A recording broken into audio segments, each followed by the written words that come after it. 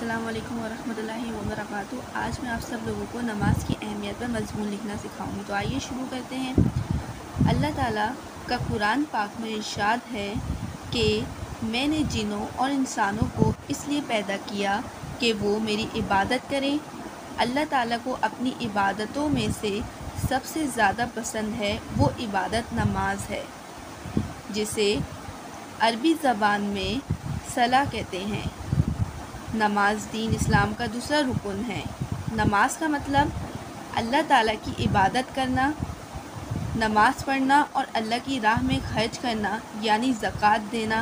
ये दो इस्लाम के ऐसे लाजिम और मज़लूम हुक्म हैं जिनके बगैर अल्लाह आपके इस्लाम को इस्लाम मानने के लिए तैयार ही नहीं।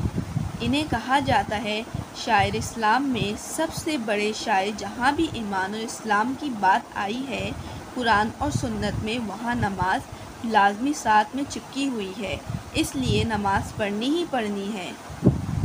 नमाज दीन का सुतून है और दिल का सुकून है।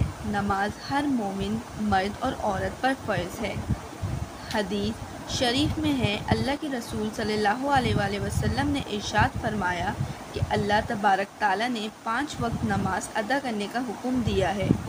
जिसने खुशू व खुशू के साथ नमाज पढ़ी तो अल्लाह ताला ने अपने ज़िम्मे करम से अहद कर लिया कि इसे बख्श देगा।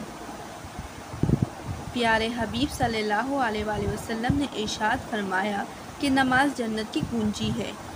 एक जगह नबी करीम सल्लल्लाहु अलैहि वसल्लम इरशाद फरमाते हैं, नमाज मेरी आँखों की ठंडक है। नमाज के फ़वाइद। नमाज बेहयाई से रोकती है। नमाज इंसानों को गुनाह से बचाती है। नमाज जन्नत की कुंजी है। नमाज पढ़ने वाला इंसान पाक साफ रहता है।